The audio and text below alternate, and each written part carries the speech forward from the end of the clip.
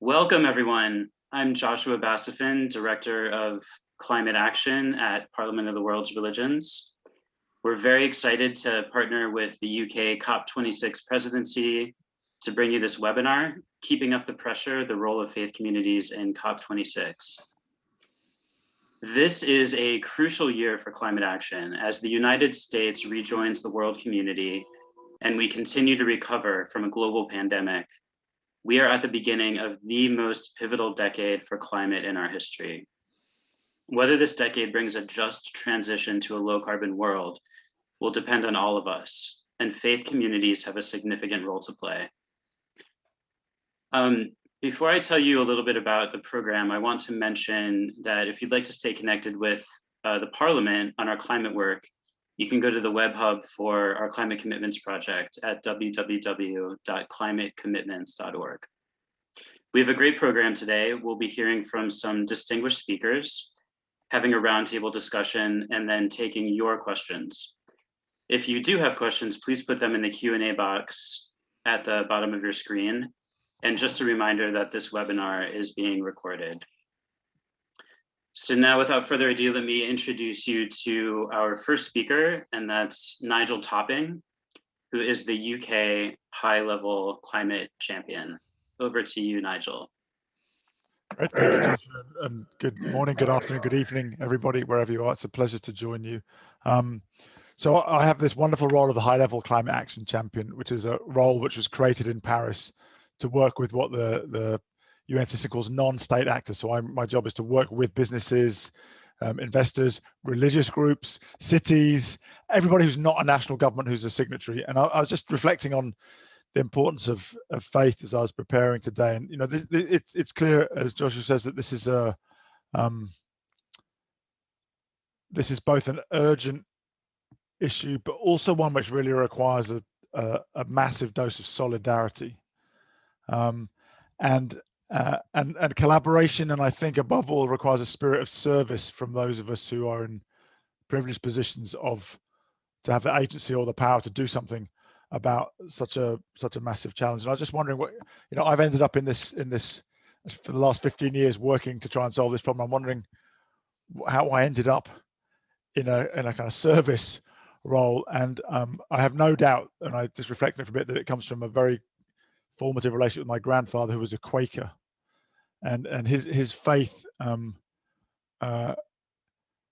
both a very personal thing, but very much a community thing, and he really imbued in me the importance of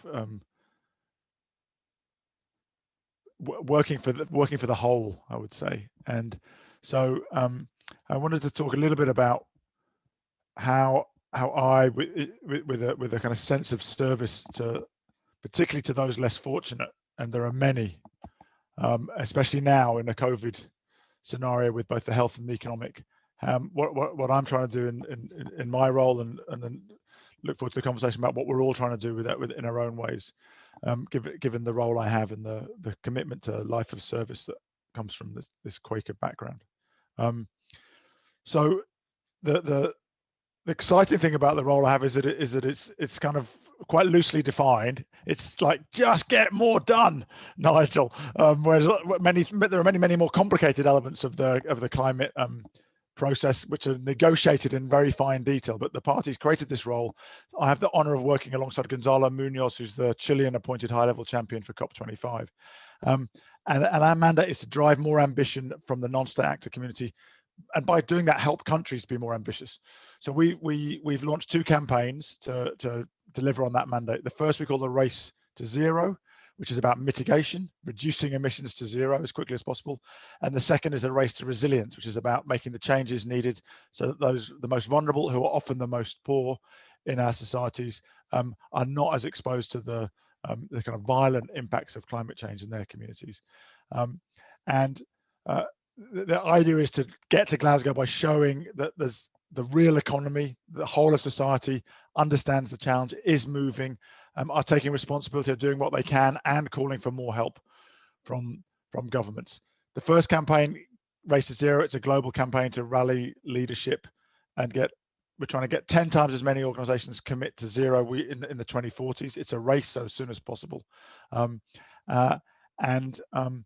both at a headline level, where we've now got well over 1,000 companies, nearly 500 cities, investors with about $14 trillion of assets under management, 500 plus universities, all committed. The numbers have doubled already since we launched in June last year.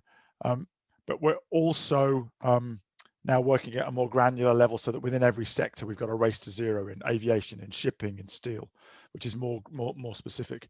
And what we're trying to do there is drive what we call the ambition loop. That we know that when cities and businesses and investors and the general public all say we're going to zero and here's what we're doing, then it changes the politics.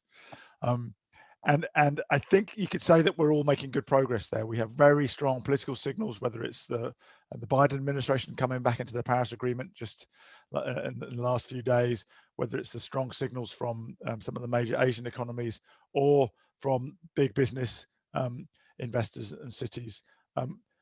It feels like the science is finally landing and we're reorientating around that North Star. So the real emphasis increasingly is what do we do in the next 5 years? When it comes to what we call the race to resilience, this is about there's 1 billion people live in informal settlements, slums or shacks, as depending where you are in the world. There's nearly 1 billion people who rely on smallholder farmer income. Most of these people live very fragile existences, and they are the most exposed to extreme weather events. Too much water, too little water, the wrong type of water in the wrong place, nearly always to do with water. And the pandemic has really exposed vulnerabilities everywhere. So this idea of the race to resilience is to really promote those actions which are scalable to address the lives of the 4 billion people from vulnerable groups and communities around the world. I want to just to end reflections of just on the role of faith and how it can help drive ambition. I think that it seems clear to me that the kind of future we're talking about, often in very technocratic terms of like economic breakthroughs or adoption of technologies, is actually one which is very aligned with the vision of the world that many of the faith traditions, at least as I understand them, are promoting. One that is fairer, one that is healthier, one that has stronger communities, where we transition away from an obsessive focus on profit and growth at all costs to one where society and economy, where people are in balance with the nature on which we all rely and are in good relationship with each other, where the golden rule of doing unto others as you would have done to yourself is the one that prevails. And I think that particularly given how challenging the science is, if you spend time reading the science, it can be really shocking. It can lead to overwhelm or doom or gloom or anger that we haven't moved. I think the role of faith in providing as well as the religious faith, the faith in us as humans and our ability to work towards a better future that is possible. And if we don't believe that something is better, then it's impossible to be motivated to do something about it. So faith has a huge importance. There are many examples. I only know of a few. I was lucky enough in the one time that I was able to travel since I've been in this role. I was in Italy last year and went to the Vatican and learned more about the Laudato Si and since the Fratelli Tutti. And I know that there's been lots of work from interfaith leaders on the asset owner side, talking about moving towards sort of faith-based investment. So I think that there's a crucially important role of faith, of course, above all, because so many people in the world are people of faith, and that moral leadership, that call for greater action from those communities of faith does resonate around the world in boardrooms and in cabinet offices, where there are also many people of faith. So I want to end by thanking the community of faith for all the work that you have done to date, and really looking forward to the conversation. There is no doubt that faith is a powerful driver for individual action, and through that aggregation of peoples of faith can provide a moral compass, which then leads to much more ambitious action from those in the most powerful positions of leading businesses or cities or countries. So thank you for all your leadership, and I look forward to the conversation later. And back to you, Joshua. Thank you, Nigel. I really like that idea of the ambition loop. I'm gonna put that in my pocket. I may ask you a little bit more about that later. That's an interesting concept. So next we're going to hear from Matt Toombs, who's the Director of Partnerships and Engagement in the UK COP26 unit. And Matt, let me load some slides for you here.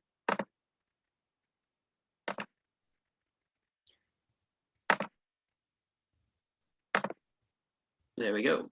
Brilliant. Thank you very much, Joshua. Let me jump in on this then. And just to follow up from Nigel with first a huge thanks for asking me to talk here and to be part of this discussion. And as Nigel said, it is a huge privilege to be part of this and a really important conversation for us to be having.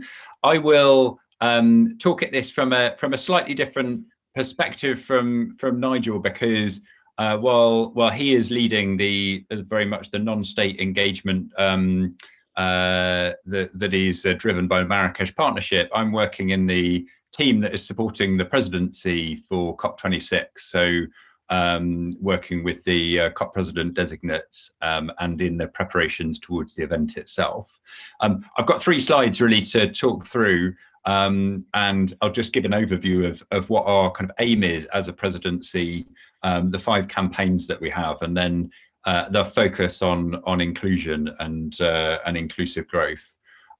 So thank you. Yeah, the first kind of slide here really summarizes what our kind of overall goal is as presidency. And I mean, this shouldn't be a surprise, but as Nigel said, the opportunity here is really high, but the science is also absolutely sort of clear about the strength of challenge that we have, and the necessity of being able to halve our emissions over the next 10 years to remain on a pathway that is consistent with a 1.5 degree or well below 2 degree outcome. It shows the speed of action that we need to be able to take collectively across the world, and the need for that to be systemic, so that to be reaching across all parts of the economy. And so the priority as presidency is partly that focus on the actions that are needed on mitigation to really tackle the causes of emissions, but it's also accelerate progress on adaptation, on finance, on supporting those communities and those countries that are already impacted by the effects of climate change. And as presidency, we need to play a role which secures an outcome that reflects the interests of all parties. So this is a process that involves 197 countries, but also involves communities and organizations from from across the world, and so we need to do that in a way that reflects and takes account of the impact of those least developed countries, those are most vulnerable to climate change, but also in a context of COVID-19 where the least developed countries have become even more vulnerable as an effect of the impact of COVID. And so that's why, as presidency, we are so focused on inclusion and delivering an inclusive COP, and there the engagement and role of civil society and faith groups within that is particularly important. But the opportunities, as I said, are also strong, and with the new administration in the US, their focus on climate change, on rejoining the Paris Agreement, as Nigel said as well, the moves from China, from Japan, from South Korea, from other countries to commit to the goal of net zero, has really shifted the signal across the world, and has opened up possibilities which we are looking to really drive as part of the presidency. If we could move on to the next slide. And jump another as well, please. So on our presidency approach, there are 3 key elements to it. One of them is talking to countries and pushing for ambition at the mitigation, adaptation and finance level within countries. And that's a critical part connected to their 2030 commitments, the NDCs as they're called, as well as net zero commitments beyond. The second is about the formal negotiations. That's the multilateral process that we bring 197 countries together to negotiate the formal rules that sit behind the Paris Agreement. That's closing the Paris rulebook. And the third part of it, though, is this area which is around, which we're calling the campaigns, which is focusing on particular sectoral transitions that are needed to achieve the outcomes that we're working to, which have a focus on particular issues. And we've focused on these 5 areas of adaptation and resilience, energy, transport, nature, and finance as critical areas where not only do we need to work with governments, but we need to work with all kind of elements of society in driving forward collective action to speed up the transitions that are possible and to reduce the cost of those transitions by acting collectively. So a real kind of focus on collective action and joining up with Nigel's framing around solidarity. Just very quickly on these, so the zero emission vehicles, this is about essentially doubling the transition speed from where we are now to zero emission vehicles. That's the challenge, and that is very much a coordination issue. The faster that we can move and send signals to move, the lower the cost that any one individual country will face in that transition. Clean energy as well, the movement away from coal, or leapfrogging coal for those countries that are expanding their energy needs but can do it by not getting into coal. That is absolutely critical and will support cleaner environments in those countries. In nature, there's a particular focus on working with countries and with communities around land use, sustainable land use, farming practices that connect to afforestation and protection against deforestation. Adaptation and resilience cuts across kind of all elements of society, with development banks, with investors, civil society, countries. This is scaling up the support that is available to adapt and to build resilience to climate shocks. And then finance kind of sits underneath all of these and has critical public and private elements that can support the scale of the transition that is needed and the adaptation to the climate impacts that we are already seeing. So that's a summary. As presidency, we're focused on these areas. There is a huge amount of action, obviously, kind of in other spaces outside of these 5 as well, which as presidency we will fully support. But we're looking to give a particular drive and push to these 5 areas. If we just jump to the another slide, yeah. And then just here, this is describing our approach as presidency and how we wish to work with civil society and faith groups in the run up to the summit and then in convening the summit itself in Glasgow in November. And absolutely recognise the critical role of civil society in this, and faith groups representing over 80% of the world's population. Faith groups have such an important moral leadership and reach into the communities and practitioners around the world, and I very much look forward to discussing, the way that can, the role that can play. And within our team itself, we have set up a dedicated civil society engagement team, of whom Emma is part of this call, and Nikita was keen to be, is unwell, unfortunately. And so we would be very keen to follow up with those involved in this call as well.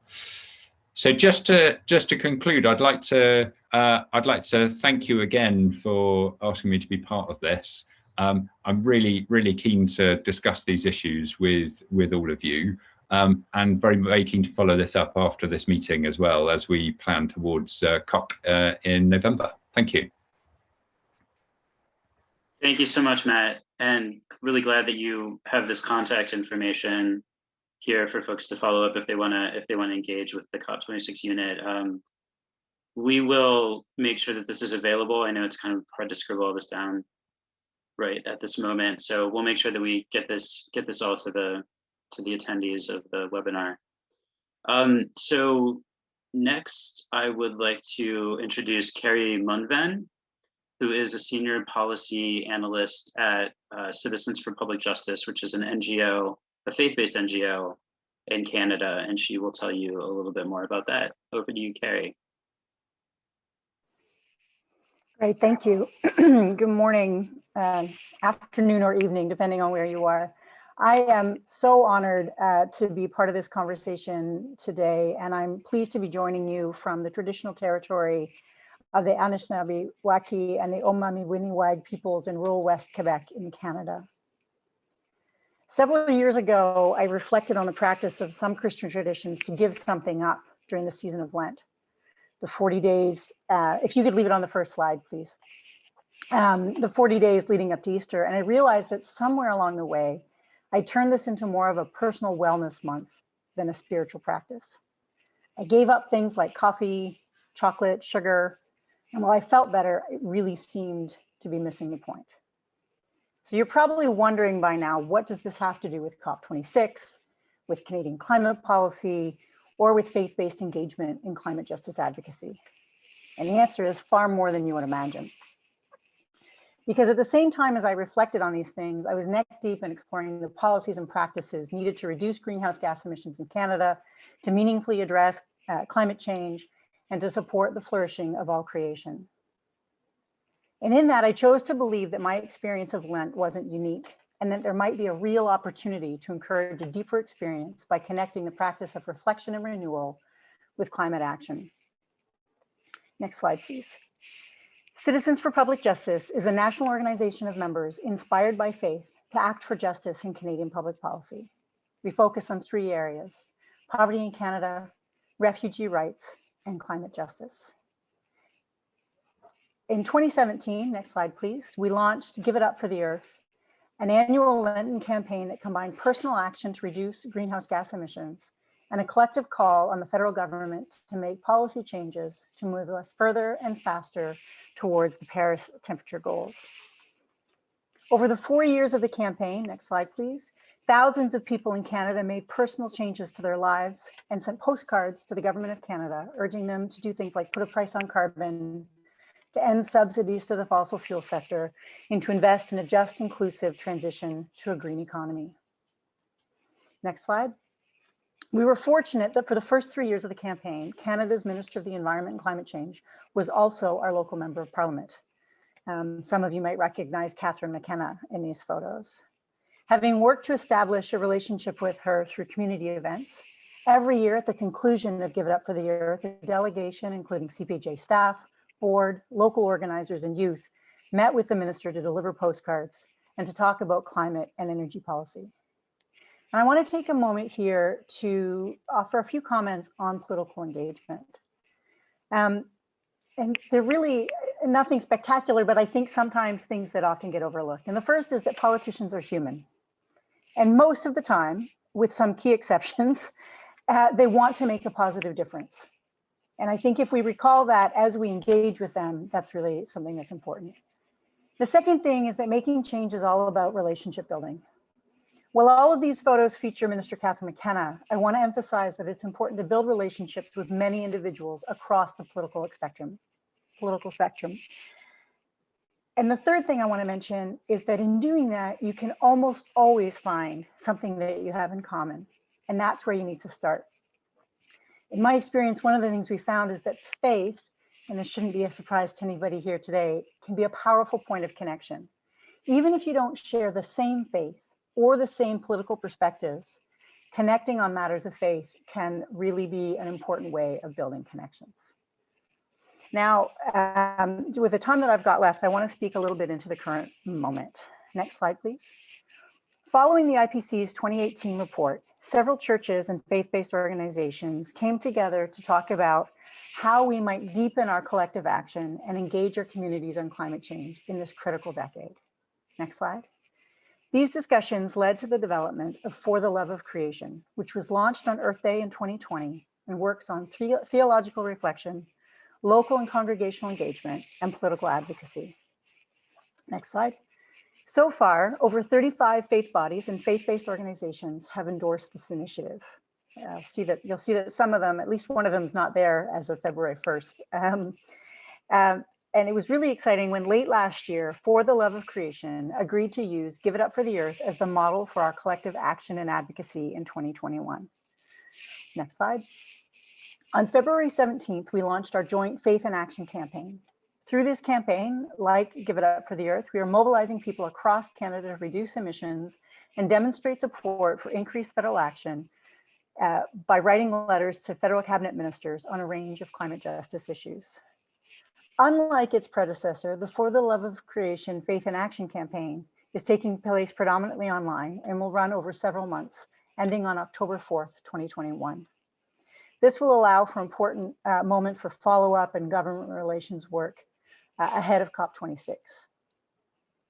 This campaign, I think, is valuable because it speaks to the desire of concerned individuals and communities to do something, while at the same time acknowledging the scale of the problem requires government action towards systems change. A lot of the things that Matt talked about previously. The combination of personal and political action is important for a couple of reasons. First, uncertainty about what we can do can lead to despair, isolation, silence, and inaction. And this inaction can be understood by politicians and political leaders as approval of the status quo. Next slide. Signaling that we are working to reduce our own emissions allows us to press government with greater integrity. And that's the second part that's really important about bringing those two things together. One of the things that's new this year is that it also includes a commitment from individuals to engage in acts of solidarity with justice-seeking communities.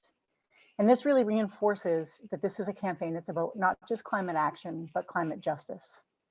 We know that we need to take swift and bold actions now to maintain global temperature rise to 1.5 degrees Celsius, and that we must do so in ways that address inequalities, reinforce human rights, and build resilience in communities.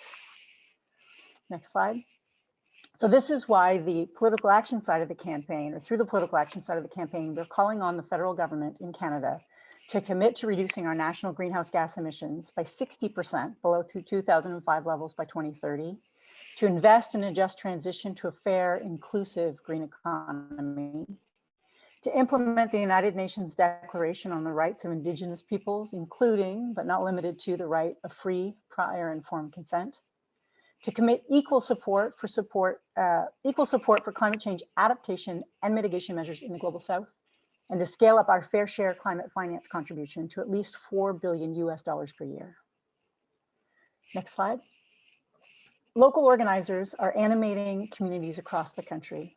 All of the action tools, including a set of 3 letters, including the one that you see on the screen now, are available at fortheloveofcreation.ca. Thank you.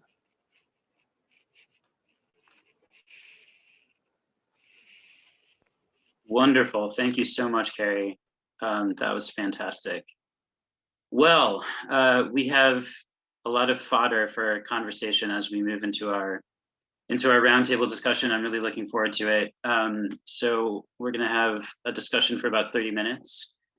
This will be casual, and so folks, feel free to jump in as you see fit. I'd also like to invite David Hales, who's the chair of our Climate Action Task Force at Parliament of the World's Religions, to join in this conversation as well, and also Kehkashan Basu, who is a young trustee for Parliament, to join us in conversation as well. And I'm going to get us started by asking a question that I think is maybe a kind of mechanical question for folks who are on this call, like a logistical question about how to what's the first step to getting involved. So let's say, someone on this call is a member of a masjid in Toronto, or a gurdwara in London, or a Presbyterian church in Seattle, or a Buddhist Sangha in Houston. We've got a really diverse group on the call, and they want to be involved. They know the COP is coming up later this year, and they want to be involved, and they want to do their part. What are the 2 or 3 things that they could do this week or this month to start that process, to start getting engaged in the process towards the COP? And I open that question to anyone on the panel.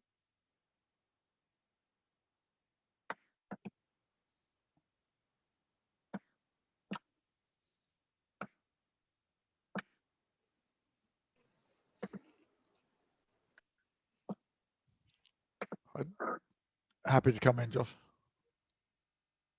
Yes, please. Well, of course, it depends on everyone's circumstances, but I think there are three areas where everybody can act there, and it's energy, transport, and food. You know, whatever your circumstances, we're now in a situation where you can switch your energy to being renewable. So if your energy provider does not do a renewable tariff, then switch your energy provider. On transport, I mean, again, it depends how you get around now, but if you own a car, then you could consider moving to a kind of sharing model, which is increasingly both efficient and effective in cities where, of course, a lot of traffic is, and where owning a car is a very expensive way of having that luxury, or committing to your next car being an electric vehicle. I mean, we've seen huge steps forward in that. And then the other one is food. In particular, intensively farmed red meat is the cause of a lot of emissions. So anything you can do to move towards actually a healthier diet. I mean, the Eat Lancet report on a healthy diet for a healthy planet lays that out. But those would be the three first things I'd do. Then again, depending on your personal circumstances, if you do have a pension fund, then start asking questions about where that money is being invested, because that's 5 years ago it was quite hard to change that because the products weren't there for pension funds to invest your money in a low carbon way. But that's changing really fast, and they do pay attention to members of pension funds writing to them or phoning up and saying, where's our money being invested? Can you reassure me that it's being invested in a way which is consistent with a healthy future for the planet and consistent with the Paris Agreement? So those are just a few quick ideas. Maybe I could pick up on, do you want to go ahead? Go for it. No, you go for it. All right. I just want to pick up on a couple of things that Nigel said, and in particular, the last one about talking to the pension funds. I think one of the really important things that we need to do is actually to be talking about not just the problems, but the solutions. And that means talking about it with our neighbors, with people in our faith communities, with our religious leaders, and also with our members of parliament, or whatever your political representatives are called where you are. Because I think one of the things, as I said during my presentation, is that there's this sense that not enough people care. And I think that's really shifting, but we need to continue to push. And so if you don't know who your member of parliament is, find out. If you haven't had a conversation, pick up the phone, send an email, because what they're looking for is a sense of where people stand and what we want to do to address this issue. Can I follow up that as well and thoroughly support that? I think those different elements of the personal commitments that we can make to kind of really demonstrate our own commitment to this change that is needed, combined with then that wider engagement, advocacy, collaboration with broader groups of people. And I think that involves the national level, and very importantly, having your voice being heard by those national politicians in terms of national commitments and plans. So the nationally determined contributions that each country is making, their own commitment on climate mitigation and adaptation by 2030. That's really important. And also, as Nigel said, those specific areas like transport, energy, nature, food are ones where national governments are also taking kind of essential decisions that affect the speed of transitions in each country, but also at subnational. So also working with your city or your state government or whichever sort of local layer of governance in the area that you live in, will also be critical for a lot of the decisions that will really affect you know, the path that your local area is able to take and the speed that it is able to move. So also kind of working at that level, not solely at the national parliament level. Great. Kehkashan, did you want to say something? Yes, I actually wanted to agree with Nigel's point about how different parts of the world will require different actions. And speaking as someone who works currently in 25 countries, I completely recognize the importance of that. But I'd just like to say that ground level actions are really, really crucial. And one of the simplest, probably the simplest and most effective way of mitigating climate change is the plantation of indigenous trees. And 3rd March is Wangari Maathai Day. And it's Wangari Maathai being someone who is known for her ground level actions and personal choices to mitigate climate change and stop land degradation, and just personally organizing a mass tree plantation in one of our chapters in Bangladesh. I think that is really, really important. And just to say that it's not just about doing these actions as a build-up to COP, it is about actively changing your lifestyles, because we are in a crisis situation right now, and going and looking beyond COP to see how we can achieve both short-term and long-term solutions to achieve a sustainable world.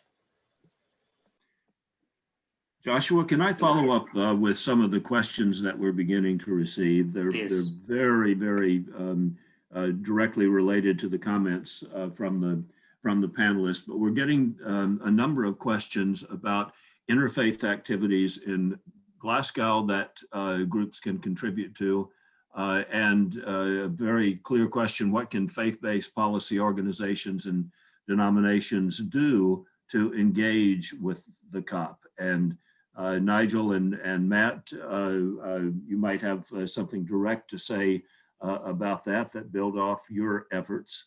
And we'll continue to monitor the questions as they come in and try to get them surfaced for the panelists. Great, thank you, David. Shall I jump in first on this about the event itself? So the first place to look is that we have on the COP26 website, which we can send a link across to. We have a section which is called how to get involved, and that is running a process on it for any organisations which are looking to have a space at one of the official zones in the conference centre itself. So either in the Science Centre or as part of the Scottish Events Campus, and the kinds of the kinds of features that we're looking for in proposals to help us ensure that we get the kind of most inclusive, most diverse groups of organisations participating. And we're very much encouraging any proposals from organisations that are collaborative, that work across different groups, so that involve civil society working with cities or with business or with other collaborations. So very much kind of working in kind of wider groups. So the expression of interest and the process of that is on the COP26 website. We can direct you to exactly where it is, but very much encourage you to look there in the first instance. Thank you, Matt. Just a follow-up for that one, Matt, since you kind of sit at this level where you're looking at all of the civic engagement, across the COP system, are you seeing those kind of non-traditional partnerships starting to emerge, like between faith groups and industry groups or business groups or other parts of civil society? Joshua, thanks for the question. I mean, I am seeing some of that happening. I suspect that Nigel, through sort of his work and his connections, is seeing kind of more of this. So I'd be interested in his thoughts. But certainly in the different campaigns that we're focused on, there are areas. Take the nature campaign. We've launched 2 weeks ago a forest agriculture and commodity trade dialogues, which are precisely designed to be multi-stakeholder dialogues, bringing together civil society, indigenous peoples, farmers, along with businesses and producer country and supply countries, to have those kind of dialogues that really bring together different constituents and elements, and those are starting to enable conversations to happen in a more productive way than I think when we've tried to address these really difficult issues in the past. So they are difficult, they're really challenging, and they are about people's livelihoods, but that's an example where we've been seeing more of a willingness and desire for working across civil society, indigenous peoples, and across business. Great, thank you. Nigel, anything to add to this thread? Well, just two thoughts. At one end, there's a very interesting collaboration called Count Us In, which is an initiative to empower individuals to take actions and then add them all up. And it's being done in such a way that an individual organization or an individual sports team or an individual faith-based community could join and have and run their own campaign with all the tools in the background, so they could have their own website and do their own, but everything then gets added up. So that's one way in which people are collaborating across communities who have, if you like, groups of citizens, whether they're customers or members of a church or followers of Tottenham Hotspur who've joined recently. So that's one idea. I can maybe paste a link. The other, you talked about unusual collaborations. I mean, there's the kind of faith-based investor community, I think, is growing in strength. That's, I mean, obviously, some faith-based communities have significant assets which they're managing, and the question of how are they managing those to be consistent with their faith and to be consistent with addressing the climate crisis is something that requires some sort of skillful intervention. So those would be the main two that I would point to. Joshua, can we both for Matt and Nigel, but also for the whole panel, we have one question that addresses your slides, Matt, but also some of your comments earlier, Nigel, and that is about where the food system fits into all of this and the opportunities with regard to individual and group action that come from changing our diets and perhaps even looking at more general reforms to the food system, the production, the transportation, et cetera. And even one particular question about animal farming with all of that. But how do you guys see, from your organizing point of view, the food system being addressed in this? And Karri and Kehkashan, I'd be terrifically interested in how, from the local organization back towards the COP and towards the general movement, how you see that as well.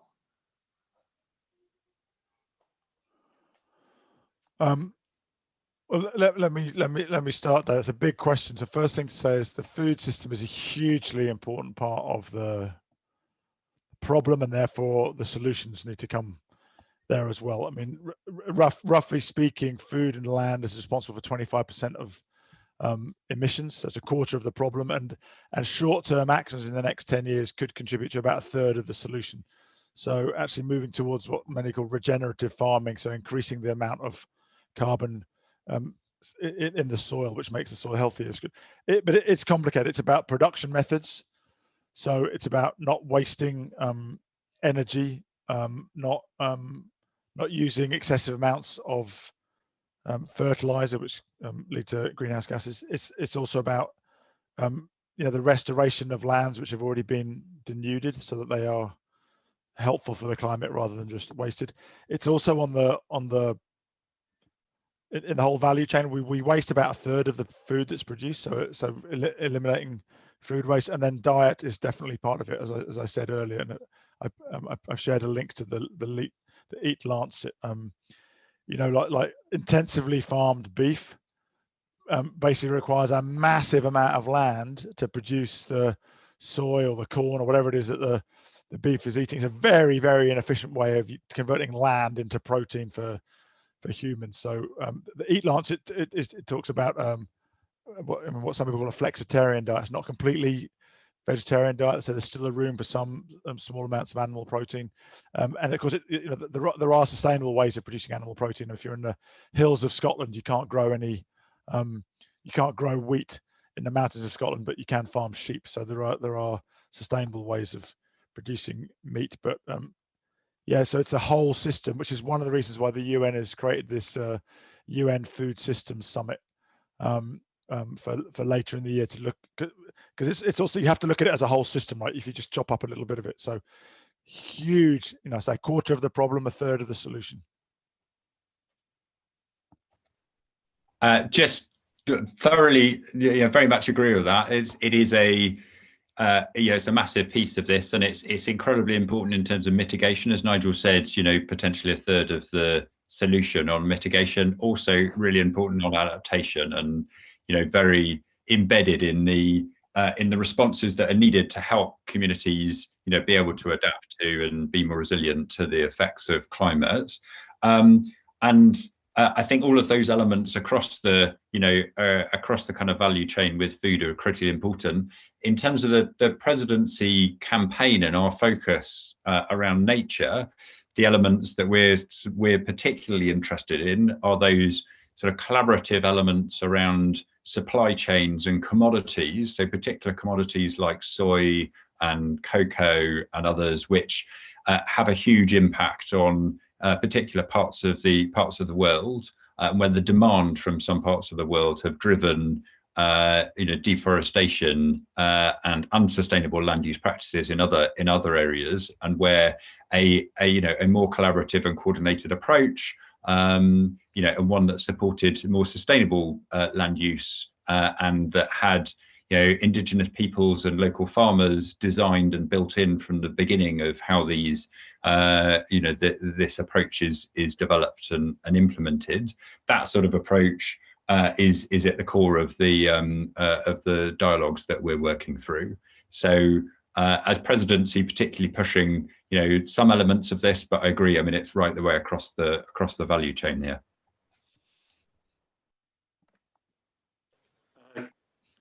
Karri or Kehkashan, did you want to come in?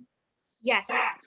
Yeah, I just wanted to say that apart from being a trustee of the Parliament, I'm also the founder president of Green Hope Foundation. And just once again, going back to the ground level, and David, as you mentioned, going from the grassroots, we have seen that a lot of the times in the farms and the farmlands of, for instance, India, Bangladesh, Liberia, the crops that are being grown there are, the farmers don't actually have the training to know about organic farming or growing the right food, because the demand comes from the urban areas, and therefore they try to grow the food in whatever way possible. So I think that is something that needs to be addressed when we're talking about food systems. And for instance, we at Green Hope are providing that training on organic farming and growing the right amounts of right foods to the farmers there, so that they're able to sustain themselves as well as have a source of livelihood. Because very often when they grow the wrong types of crops in that soil, the soil gets destroyed and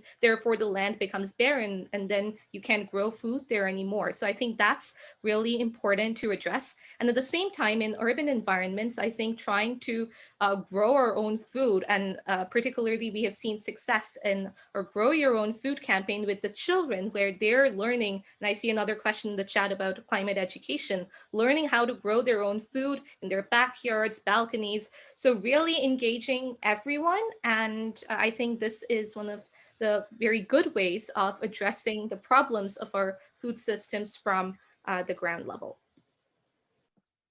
Great point, Kehkashan. Karri, did you want to come in? Just very briefly, I mean, agriculture within the last year has become increasingly interesting to me, because we moved our family to a farm. So how we live here, how we care for the land, how we integrate all of the different systems in terms of compost and vegetables and animals and all the rest has become really important. But I just wanted to point to, in the chat, there's a relatively new initiative in Canada called Farmers for Climate Solutions.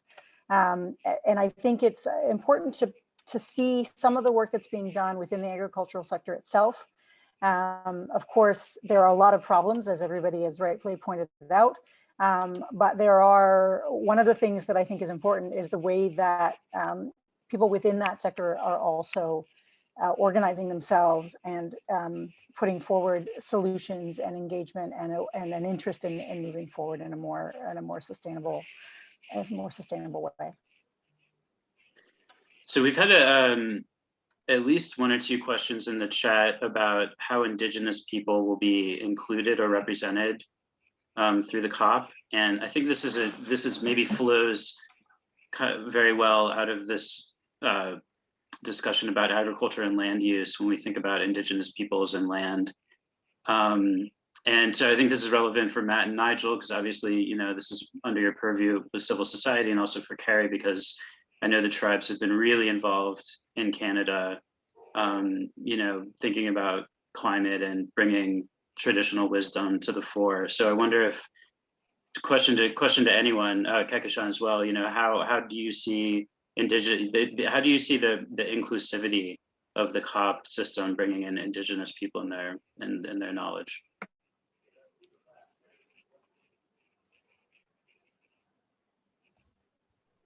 Shall I jump in on this? I'm sure others have their thoughts as well. I mean, just to say that that it's critically important. There are formal routes. So Indigenous peoples constitute one of the 9 formal constituency groups that are part of the UNFCCC. So the UN treaty that oversees the Paris and related treaties. So there are kind of formal routes by which Indigenous peoples are included, and as presidency we'll work very closely with all of those formal routes. But there's also, you know, critical kind of points where we are looking to involve and engage a full, you know, very wide range of Indigenous peoples across the different campaigns and in the you know, in the wider work of the presidency. So, you know, one example is that 80% or so of the world's biodiversity is in areas that are habited in by Indigenous peoples, and so the connection between Indigenous peoples and biodiversity, nature, and climate is absolutely critical. So any serious discussion about climate and nature and the intersection of these has to be one that is done with Indigenous peoples, and so that is you know, it's incredibly important that is done, and that is done at all levels. So that is done within countries and within national governments as they're developing their own plans, as well as, you know, at the UN and the UNFCCC level. Great points. Other folks? Maybe just to add that in a lot of the work that we are doing, especially through the collaboration of For the Love of Creation, we see Indigenous knowledge, Indigenous ways of knowing, and Indigenous perspectives as really central. And many of the organizations that are part of this network, some of them have even developed sort of Indigenous branches of their churches or faith communities. And so, and look understandably to the leadership of the Indigenous churches for guidance on how to move forward. Also to look at what Indigenous communities are doing and saying and how they're responding to various issues, and to follow their lead. Because of course, these are communities that for far too long have been, well, I want to say overlooked, but that's such an understatement. We need to address the legacy of colonialism and all of the environmental degradation that has come as a result. And look, the other thing that's really important, I think, when we look at Indigenous populations is there are so many lessons that can be learned, not just in terms of how we relate to the earth, but around resilience.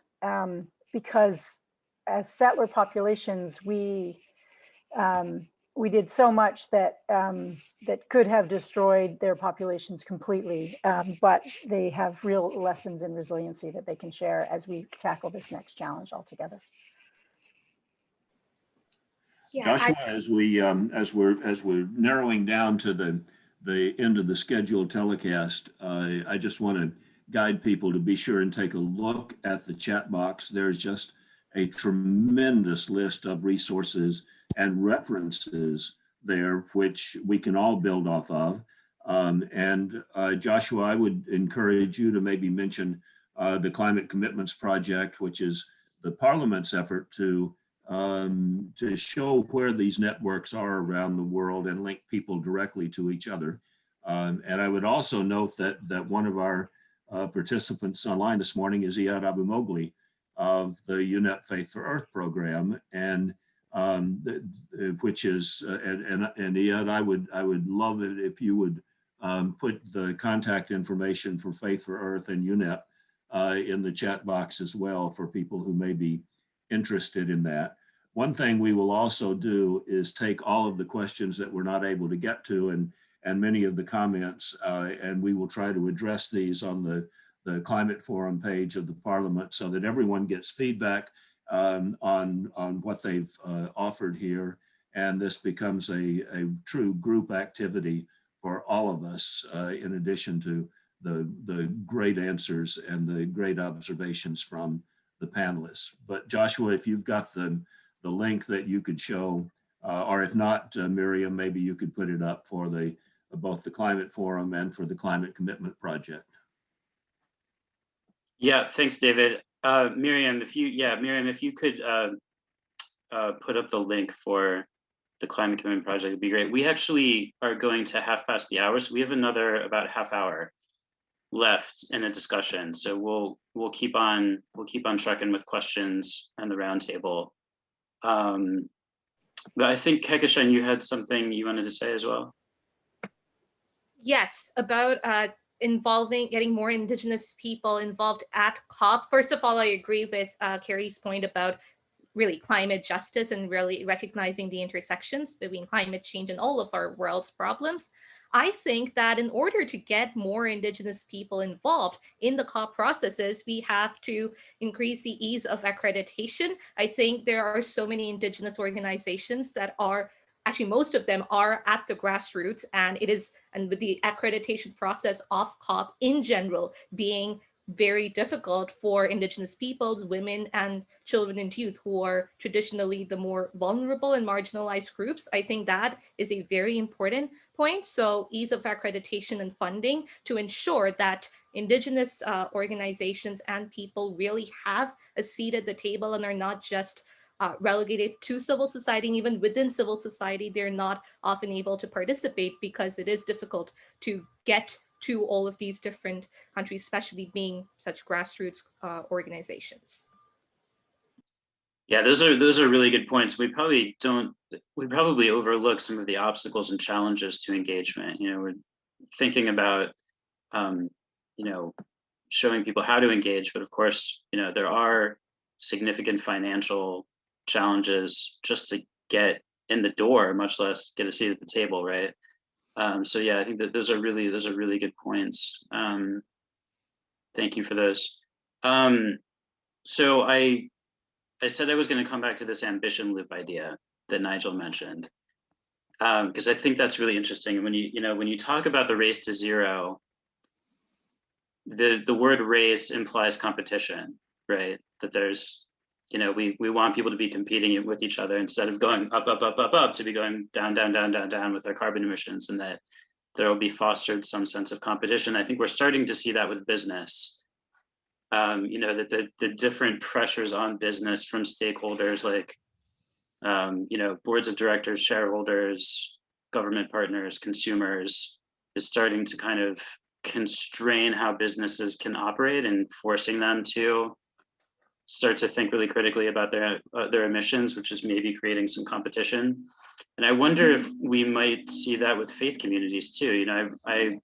There's an interesting study, kind of a psychological study, that found that the most effective way to get somebody to reduce have more energy efficiency in their house is if their neighbors are all, increasing their energy efficiency. And, people were asked, are you worried about leaving a planet for your kids? And it was like, kind of not so much. And are you worried about the cost of, your energy bill? Kind of not so much. Well, your neighbors are at this level and you're at this level. And that was the most effective thing for them. So this like peer pressure, I think, is interesting. And I wonder if I'm thinking specifically about Karri, if, you see that kind of competition or that peer pressure in the faith world. I hadn't really thought about it as competition or peer pressure, but yes, I think it's there. I mean, one of the things that's been really interesting. As an ecumenical organization, Citizens for Public Justice isn't specifically affiliated with any one denomination or faith group, which means we have a lot of opportunities to work across the board. So we've worked with the United Church of Canada that several years ago now committed to reducing emissions from their buildings 80% by 2050. And I wouldn't be surprised if we see that sort of amp up as well. But then more recently, I was invited to serve on a task force, a carbon neutrality task force of the Evangelical Lutheran Church in Canada. And when I said, well, this is what the United Church is already doing, it's interesting to see what kind of response there is. And the other piece that's really important about that is that, well, yes, I think they kind of feed off of one another in a really positive way. Circling back to a little bit of what was said early on, it's also something that really allows us to have a stronger voice when we talk about policy change. And because sometimes the cynic in me sees our politicians as being sort of taking advantage of, oh, we can talk about what you guys are doing so that we don't have to talk about what we're doing as a federal government. But they do get, members of parliament do tend to get very excited when they hear about the initiatives that faith communities are taking. And of course, because faith buildings are such a large source of emissions, and buildings in general, the efforts that are underway there can have real significant differences.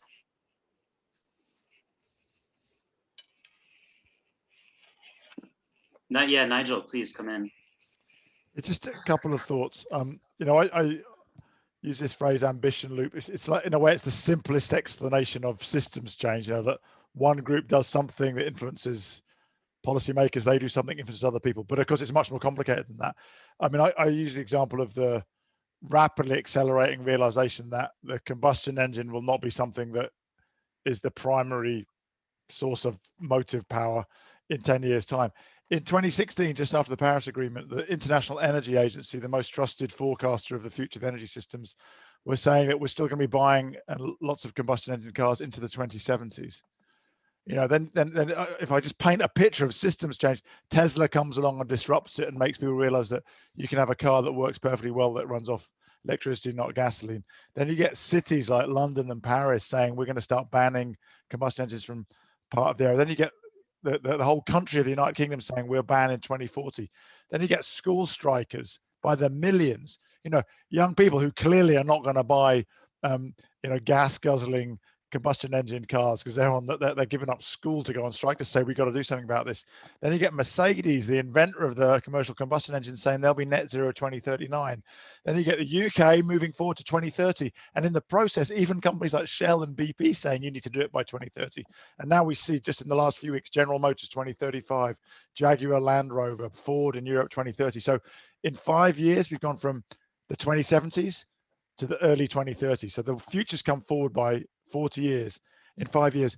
And your point about peer pressure sometimes is the motivate, like often amongst companies, there's that sort of that competition. If three of my competitors have all said they're going to go net zero, maybe I should, or I'll look bad. But peer commitments can also help in other ways. They can reduce the risk. Like if 3 people I respect have made a commitment, then it's probably safer for me to do it because they will have looked at it really seriously. And also peer solidarity, if all of my friends are doing something, it's easier for me to do it. So it's not always a competition thing, the peer pressure. It can be pressure, but it can also reduce risks and it can make it feel better. And people like acting together sometimes, and it's not a zero-sum game, right? So that sometimes competition is a zero-sum game, but getting to net zero is not a zero-sum game. Gonzalo and I often say it's a race that we will only win if we're all in it.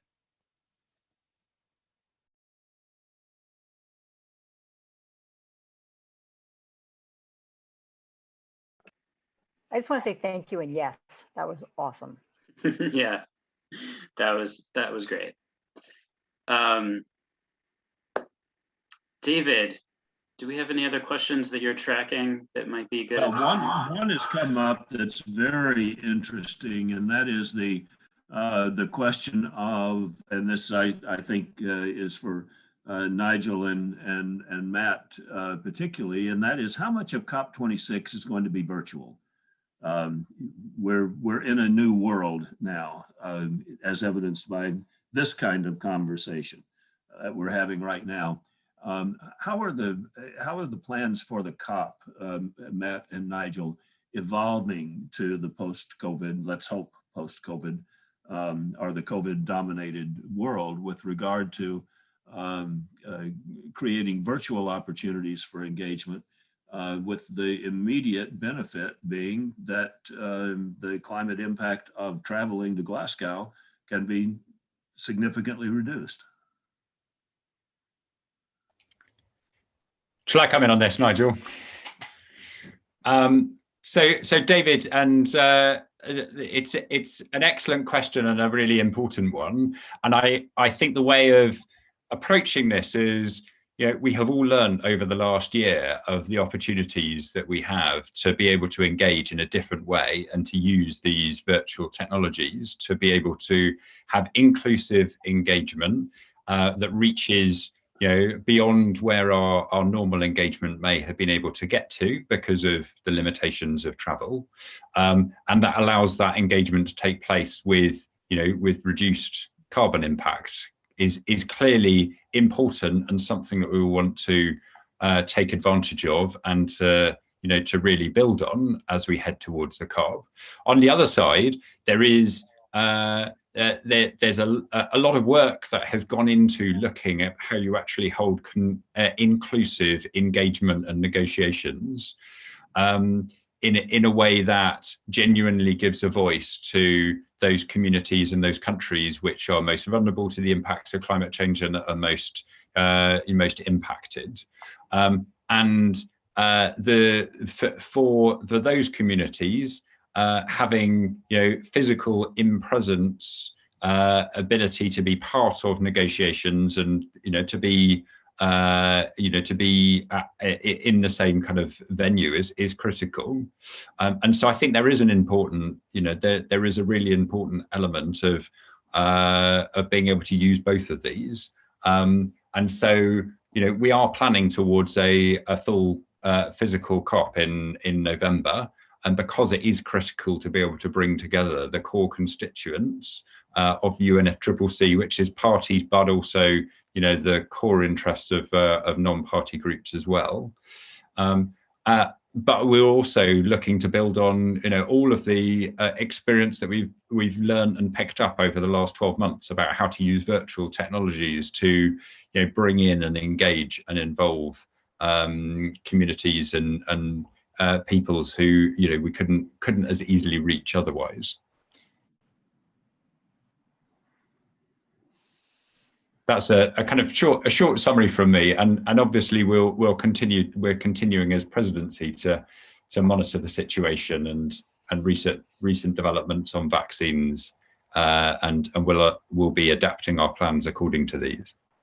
Matt, is there an information source from either the presidency through the UNFCCC or from the UK that people on this call can track to see how those plans are developing for virtual engagement, so that as your plans develop and as new avenues and opportunities are formalized, that we can all stay aware of them as we're approaching the COP? Sure. So the best place to look is on the COP website itself, which I think Emma has sent into the chat already. So keep yourself watching with that, and also the contact details that we gave here.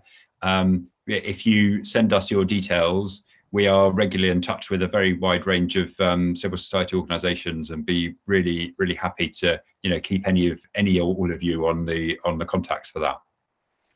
And if I could just add, I mean, this is an incredibly complex question, right?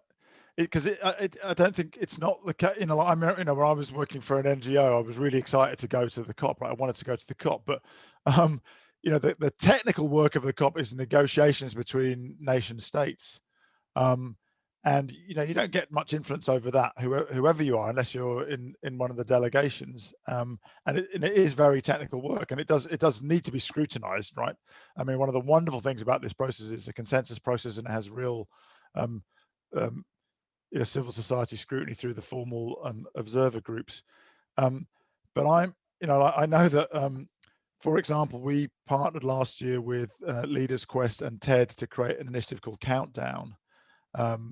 And initially, we've been really keen for that to be an in-person meeting with about 1,500 people. And in the end, of course, we couldn't do it. So we did it with a couple hundred people being filmed, some live, some were pre-recorded. But we reached 15 million people on the day that we broadcast it. That was just the first day. Then there's millions and millions since then have watched different bits of it.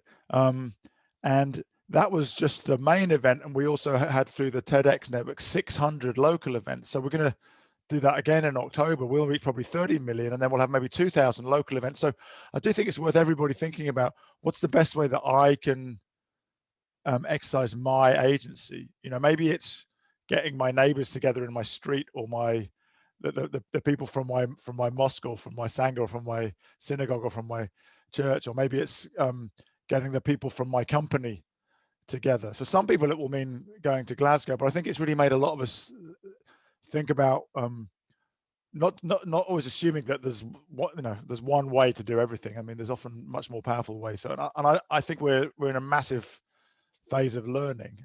It's been forced upon us, which sometimes is the only way you do change habits. But I think it's really interesting to see what decisions people make. I certainly think we might find that a lot of businesses who wanted to go to Paris to lend their support to a bold agreement might decide that they're actually going to maybe do something more with their community and have a day of climate action with their staff and their suppliers and their community, rather than go to a foreign country to maybe not have so much agency. I don't know. I think people are going to be all reassessing what their personal lever for change is. Can I follow up on that, Joshua? A lot of what you've just said there, Nigel, really resonated. I've only been to one COP myself. I was in COP23 that was presided over by Fiji, but held in Germany. And it was an incredible experience. But one of the things that struck me while I was there, and I was surrounded with a lot of people, colleagues from the Climate Action Network and others, some politicians who hadn't missed a COP. And it was a real source of pride. But there was a part of me that was like, I was so glad to be there, but also wondered a few times, what am I doing here? What kind of impact? And and I think I was able to do valuable work. But one of the other things that shifted as a result of the pandemic is, as Matt has pointed out, meetings like this are already far more possible. But it also means a lot of time, whether it's our church leadership, our faith community leadership, or our political leadership, it's much easier to connect. You don't have to, my organization is based in the capital of Canada, walking distance from Parliament Hill on purpose so that we can go and we can meet with people regularly.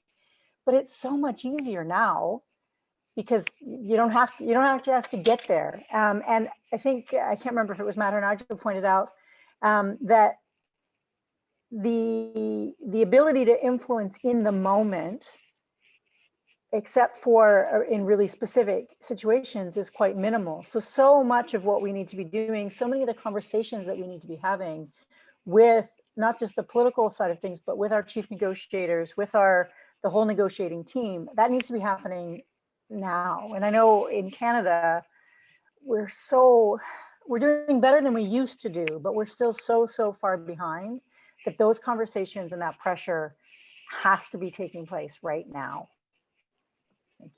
Yeah, that's a really good point. And maybe David, you can come in on that. I know that's something you think about too, is what's the strategic time to engage on that? Terrific expression of that, Karri. In my past life, I was one of the U.S. negotiators from Bonn through The Hague. I can tell you from that experience that the time to be involved now with your country's positions that will be adopted in Bonn is now.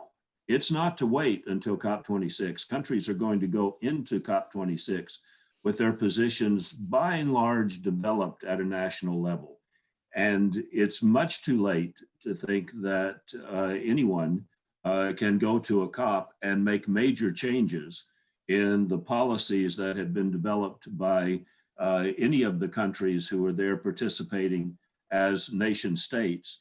That's a different set of negotiations, as many of my colleagues and many of you who are on this know. Negotiators don't even go into the COP through the same entrance as everybody else. Negotiators are often quite isolated once the COP starts. And so if there is, the things that we can do now, for example, marshaling editorial opinion, even in local newspapers, is something that will affect national policies now. So whether it is letters to the editor, whether it's op-eds in local newspapers, or anything above that in the information food chain, that coalescing of opinion around the need for incredibly strong ambition, much increased ambition, those voices need to be heard now, and those voices need to build, because that can still affect the positions that are taken by nation states when they go to Glasgow. The longer you wait, the narrower that window is to affect those national positions. So Karri, you captured it well. So Nigel, did you, about the complexity of all of this? One question, let me go back to my monitoring the questions role for a second, is to ask Nigel if you could talk more about the event that's coming up in October and the process that whereby people might be able to be involved in that event. I'll say that briefly, but I saw Kehkashan had a hand up as well, so I'm keen to hear what she had to say, because she was talking about access. So I think there's an interesting conversation there. Yeah, I'll just send a link. It's called TED Countdown, and any TEDx organizer in the world will be able to put on a countdown event, which will be all about climate change, but also other organizations like faith organizations, businesses, cities will also be able to do it. So I think if you just look up climate countdown or TED countdown, you'll be able to find information there. And over the next few months, all the information on how. The nice thing about that is you can use amazing content from the kind of the quality of TED, and then add your own local content. So you might want to have 10 talks, you can have the best science talk in the world from Johan Rockström and your local mayor and the teenager organizing the local school strike. All do something which is more relevant to the local community, which is different than if you just do a big global thing. But I was keen to hear what Kehkashan had to say, because Kehkashan, you were talking about trying to get the difficulty of getting more people there. Part of what I'm thinking is it's not necessarily about getting more people there, it's about getting better organized. So anyway, I wondered what you were saying.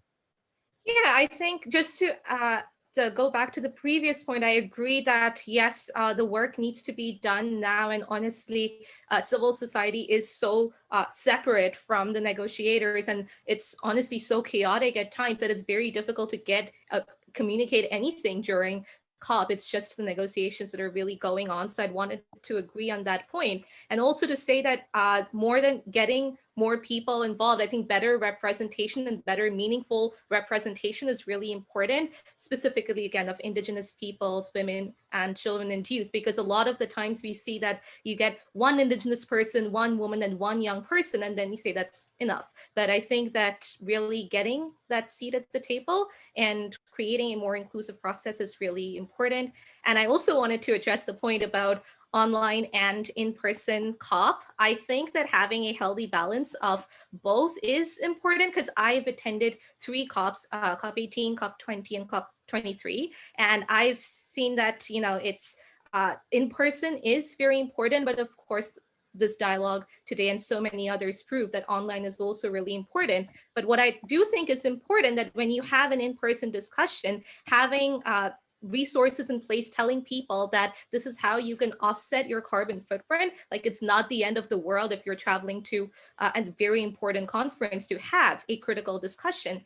I think that is really important, and telling them that, you can offset your carbon footprint. And as someone who pre-pandemic used to travel a lot for all of these conferences, I found that to be extremely beneficial. And it also, I think, tells you that you know, again, it's not the end of the world. There are steps you can take to ensure that you are able to balance it out. So again, for instance, at Green Hope, we've planted more than 5,000 mangroves and over 142,000 trees. So, and that's led by children and young people. So I think that there are avenues of reaching out, having meaningful engagement, both at policymaking, at the highest levels of decision making, and at the ground level. So those are my points. Great, thank you, Kehkashan. Thank you, Nigel. We are in the last 10 minutes here. And so I want to ask one more question, and we want to go into some wrap-up points. I think it's really important when we talk about, just off the back of what Karri and David had said about ways to engage now. And one of the things that we hear about are NDCs, nationally determined contributions, and those are the submissions, the proposals that national governments, that member states of the UN have for their own contributions to reducing global emissions. And Matt, maybe, I mean, it's probably relevant for everybody, but Matt, I know that the UK recently released their NDC, and I'm wondering what you're seeing, like, as you're tracking these things. Where are we in the process of national governments coming up with their NDCs? Hello, thank you.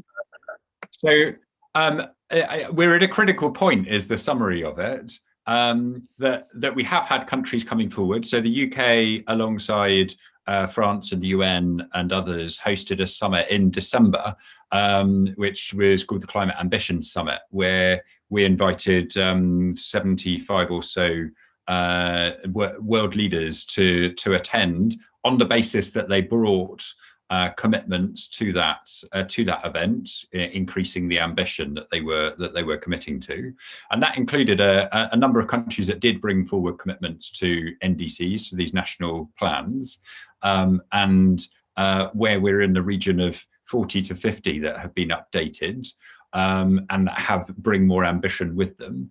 But the whole kind of the basis of the Paris Agreement is that for mitigation, this country level engagement of plans being updated every 5 years on a more ambitious basis is the way that, you know, that this should be implemented.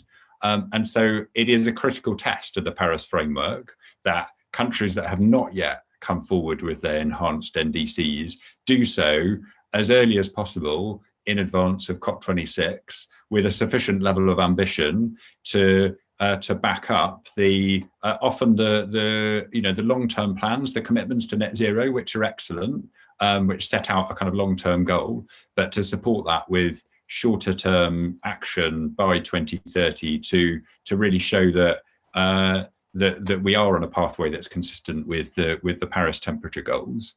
So my answer to it would be very much support the other comments we've had earlier here, that we really need, you know, this is the point for engagement now. This is the point for communicating, you know, via local news, you know, via contacting national members of parliament, through whichever route that you have for advocating for as high level of ambition as possible, and by following the science. And in the UK's example of this, the Committee on Climate Change, which is a science-led process that we've instituted in the UK to advise on the pathways that the UK needs to take consistent with Paris, that recommended at least 68% in its NDC, a reduction on a 1990 baseline in greenhouse gas emissions, and that is where the government has accepted the recommendation and is going with. So having kind of robust, science-based, ambitious commitments is really important, but the engagement has to happen now to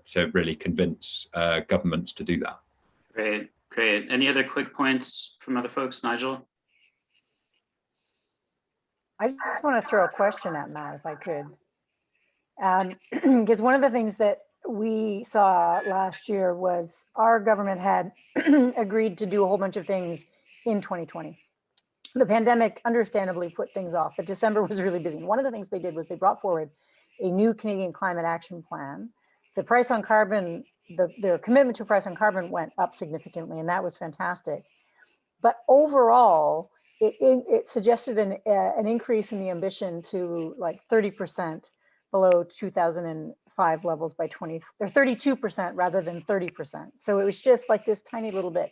So we're going to keep pushing on that. But one of my questions is, what might we see from other national governments in terms of the pressure? Like, I know that Canada and the UK have worked really closely together. So can we expect the UK government to say, oh, come on, like, let's really kind of step it up here and do what needs to be done? And of course, the oil and gas, that's the elephant in the room in Canada, which has far more power than they should. But anyway. Very, very good question. And I'm sure Nigel has views on this as well. I mean, the UK, following its proposition and acceptance of being president, has put itself in a position of having the eyes of the world on the UK and its own domestic action. And so that certainly has been, a factor which has supported the decision making within the UK that has led to, leading international positions on areas like the NDC, and so the UK will be certainly engaging with countries across the world from a position of saying, look, in the UK we have listened to the science and we have followed an ambitious path, and we have significantly increased our commitments to 2030. And we need all countries to do it, because overall we need to halve emissions instead of emissions to keep rising by 2030. And that is, as others have said, that involves action from everyone. It can't just be, one or even a small number of countries. I mean, the only thing I would add is that this is now an inevitable transition. Right, I mean, we may collectively be pretty stupid because we've taken a very long time to get to the point where we decide to act, but ultimately we're not collectively suicidal, right? The science is so clear, the lived experience is so clear. It doesn't matter where you are in the world, you've seen floods and fires, right? It's not some abstract idea 20 years in the future. And we also know macroeconomically it's a much better fit, even if you forget about the fact that it's cleaner air, it's greener streets, it's a better life. It's also so even if you just have a cold-hearted economic. So the only question we have now, but it's a very real question, is how do we manage the transition? Because transitions are always disruptive. The disruptions are uncomfortable for incumbents who have to let go of something. The world's youth, the world's scientists, the world's investors, the world's faiths, the world's businesses are all, and the world's governments are all saying, okay, we've got to get on with this. And so what you find happens is, I mean, I talk about this a lot, is it takes forever to get going, but once this sort of systems change gets going, it if you excuse the analogy, it goes like wildfire. So things just start happening faster and faster and faster. And like I say, the example I gave earlier about the combustion engine, I mean, like, no one expected Ford to be saying that they'll only sell electric vehicles in Europe from 2030, like even 6 months ago. Or General Motors would say, so you look at in every sector of the economy, you're starting to see this kind of change coming, and it's only going to get faster and faster and faster. So I think for me, the main argument to national governments now is that they're actually creating a worse future for their citizens by being behind this curve. They're going to lose out on the jobs. They're going to lose out on the health benefits of cleaner air. They're going to lose out on the economic benefits of being the ones who develop the technology that's sold to the rest of the world. So it starts becoming, where you have an incumbent oil and gas industry, as many countries do, it's really hard, because that industry is going to decline eventually to zero. But how do you manage that in a way that at both a human and economic level that doesn't cause too many harsh transitions? That's the ultimate. But one thing we do know is the longer you wait, then the harsher the correction will be, because the correction is coming. We have to make it. I think managing the transition could be a whole other webinar. maybe we ought to do a second webinar on managing the just transition. But for now, we have come to nearly the end of this webinar. I want to say a couple things, and then I'm going to pass it over to Emma Judkins from the COP26 unit to wrap us up. But what a great discussion. There are a ton of resources in the chat. We're going to look into how we can get all of those resources to you. because people have just been using that as like a bulletin board for posting resources. Another really great resource is, as we mentioned earlier, the Climate Commitments Project.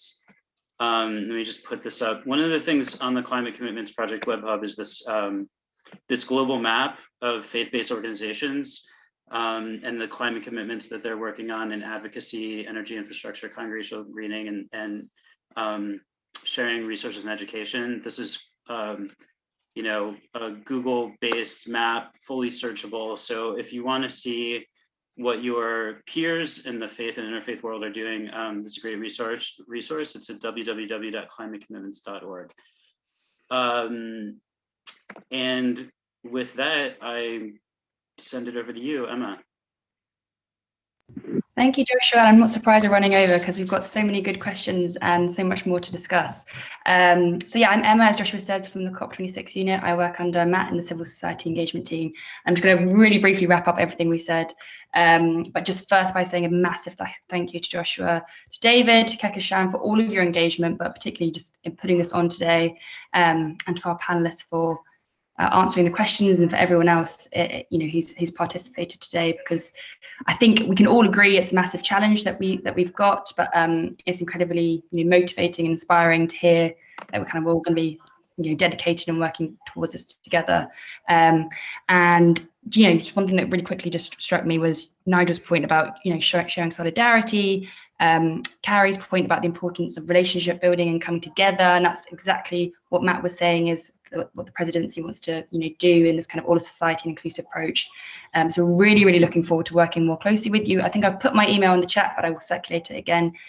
Really encourage people to follow up with us for conversations. As David says, now's the time to engage, and really look forward to kind of hearing more from you. And as David says in big capital letters, thank you all for participating. So thank you, Joshua, as well. And that brings us to a close. So thank you, everybody, and have a great rest of the day.